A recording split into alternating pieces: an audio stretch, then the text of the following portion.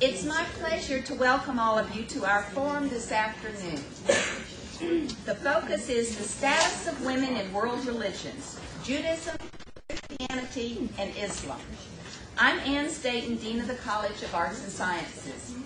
This forum is our first collaboration with the Institute of Interfaith Dialog, and we are joined by the director of the Dallas-Fort Worth chapter, Mr. Hakan Yaksi, and we are also joined by the outreach director, Camille Yaksi. Would the two of you please stand and let us recognize you?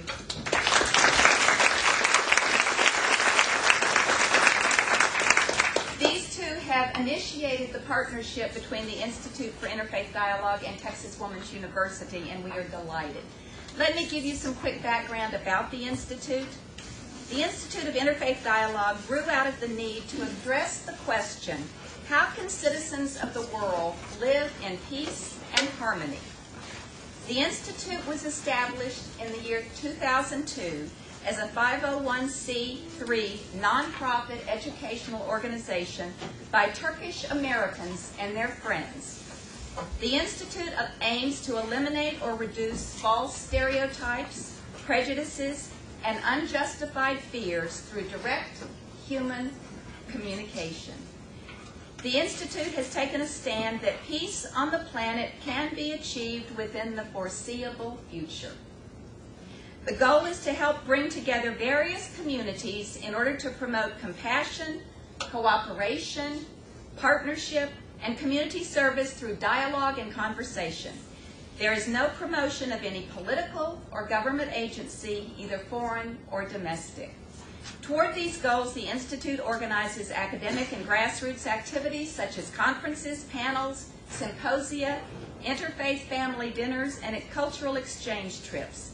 Headquartered in Houston, Texas, the Institute has branch offices in 5 states and representatives throughout the South Central United States. Now I want to introduce our first speaker, and then what I'm going to do is I'm just going to do a little popping up, if you'll forgive me. But what I'll do then is just stand up and introduce each of the speakers prior to their presentations. And I hope that that is acceptable to you. Now, to our first speaker who is going to moderate, let me tell you, each of the speakers will speak for 10 to 15 minutes. And at the end, we should have about 20 minutes for your questions. Dr. Claire Sahlin is going to provide the overview and will also serve as the moderator of a question session at the end. Dr. Claire Sahlin is professor and chair of women's studies here at Texas Women's University. She earned a master's of theological studies from the Divinity School at Harvard University and earned her master's and PhD in the study of religion from Harvard. Among her research interests are feminist theology, women's spirituality and sanctity, and later medieval Europe. Dr. Sahlin has published widely and is known nationally and internationally for her scholarship. I thank you for agreeing to be here and moderating. So I turn this over now to Dr. Sahlin.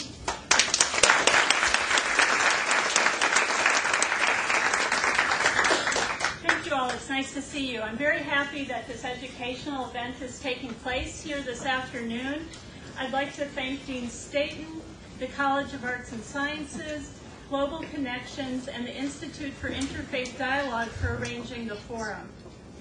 I believe that interfaith dialogue and respectful understanding of world religions are greatly needed, and that learning about world religions should be an essential aspect of one's college education. Religion plays a major political role in the history of the United States and nations around the globe.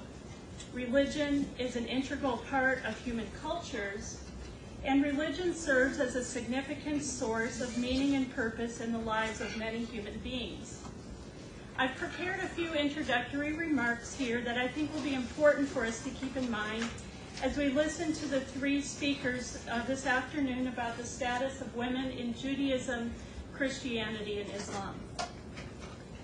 First, I think it's important to note that we live in a religiously diverse world. Approximately 14 million people in the world are Jewish, 2.1 billion are Christian, and 1.5 billion are Muslim. Other major religious traditions include Hinduism, Buddhism, Sikhism, Confucianism, and others. And some, of course, do not identify themselves with religion at all. Even here in Texas, though, we are religiously diverse. Although the state of Texas ranks first in the United States in the number of evangelical Protestants, it is third in the number of Catholics, third in the number of Buddhist groups, fifth in the number of Muslims, fifth in the number of Hindu congregations, and 10th in the number of Jews. Second, I think it's important to note that the three religions of Judaism, Christianity, and Islam identify themselves as belonging to a common spiritual tradition. Members of these religions have frequently been in conflict with one another throughout history, and persecution has often, unfortunately, occurred in the name of religion. Members of these religions are also in serious conflict with one another today in various parts of the world. However, all three religions trace themselves back to a common origin in Abraham and subscribe to a monotheistic theology, the belief in the oneness of God. Abrahamic religions comprise approximately 54% of the world's population. While there are significant theological differences between them, all three major Abrahamic religions conceive of God as a transcendent creator who is the source of moral law and ethical teaching. Judaism was founded first. It originated approximately 4,000 years ago and descended from Abraham through his son Isaac and grandson Jacob. Christianity began in the first century Mediterranean world as a sect within Judaism that came to regard the figure of Jesus as divine. And Islam arose historically in the 7th century in the Arab world through the teachings and practices of the prophet Muhammad, who is believed to be a descendant of Abraham through Abraham's son Ishmael. While all three religions differ from one another in important respects, they are closely related in their historical origins and belief that a creator God has spoken to human beings throughout history. Furthermore, I think it's important to observe that Judaism, Christianity, and Islam are not monolithic entities.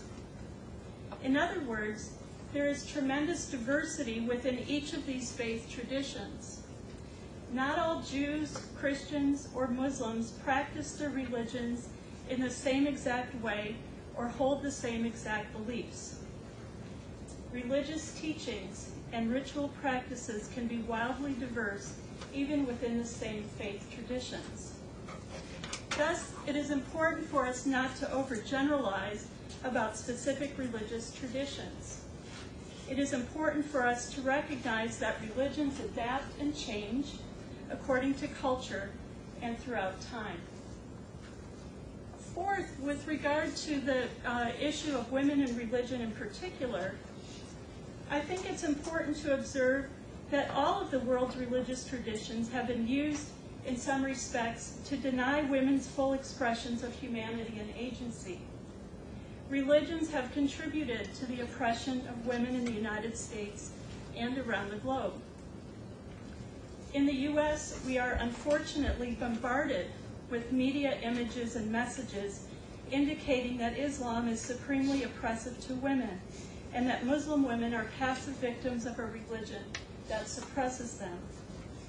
Repeated stories of forced veiling, honor killings, forced marriages, and stonings in Arab regions of the world perpetuate, I believe, a singular and inaccurate view of Islam as necessarily extremist. Media images and stereotypes have led to and perpetuated social anxieties about Islam, violence against Muslims, and severe Islamophobia among many non-Muslims in the U.S. and Europe. Yet extremists in all of the world's major religious traditions, not simply Islam, have used religion to impose restrictions on women. And in many parts of the world, including the United States, struggles for political control are grounded in conflicting religious ideologies that frequently center on the bodies of women.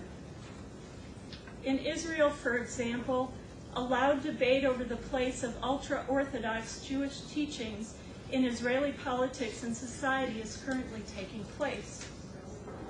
Clashes between ultra-Orthodox Jews and more secular and moderate Jews are manifesting themselves over the treatment of women.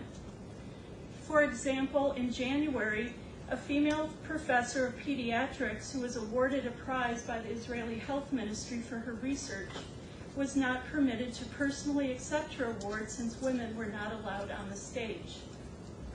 And in December, a group of ultra-Orthodox male extremists in a town west of Jerusalem spit on a second-grade girl whom they thought was not dressed modestly enough. These events led to great controversy among Jews who hold wildly disparate views of women's roles and women's sexuality. Within the context of Christianity, influential theologians have condemned women as, quote, the devil's gateway, and debated about whether or not women even have souls. Christian teachings have also been used to justify domestic violence and other abusive treatment of women. Currently in the United States, views about women's sexuality and gender roles, grounded in religious teachings, are implicated in battles over insurance coverage for birth control and health care services for women.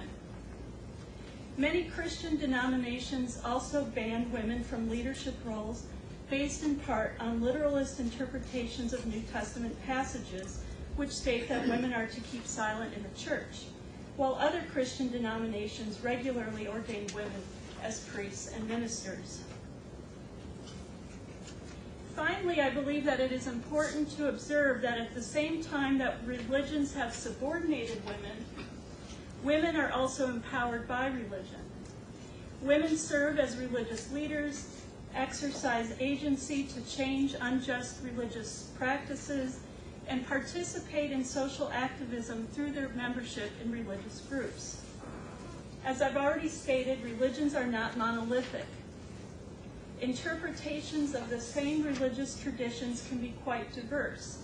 Moderate and tolerant forms of religions are used to advocate for human rights. For many women, religion is a source of comfort, belonging, a sense of self-worth, existential meaning, and purpose in life. Many women have sought and continue to seek equality within their own religious groups. Many have also used their religious commitments as an impetus to advocate for human rights within wider society. Women now serve as religious educators and leaders, sometimes as rabbis, ministers, and leaders of prayer.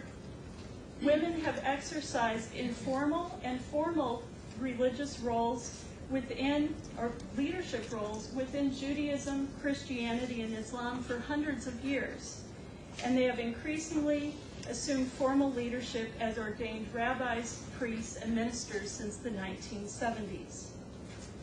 Women in Judaism, Christianity, and Islam are also reinterpreting ancient religious teachings, symbols, and rituals to make them more inclusive of women's experiences and more affirming of women's full humanity. Women religious activists across the globe are advocating for religious reform while working to promote social justice and to combat all forms of violence perpetuated in the name of religion. In sum, as we approach this significant topic of women in Judaism, Christianity, and Islam this afternoon, I think it's important to keep in mind the fact that no one religion has a monopoly on women's oppression. All religions have been used as a source of both the suppression and the empowerment of women. I look forward now to our speakers on Judaism, Christianity, and Islam.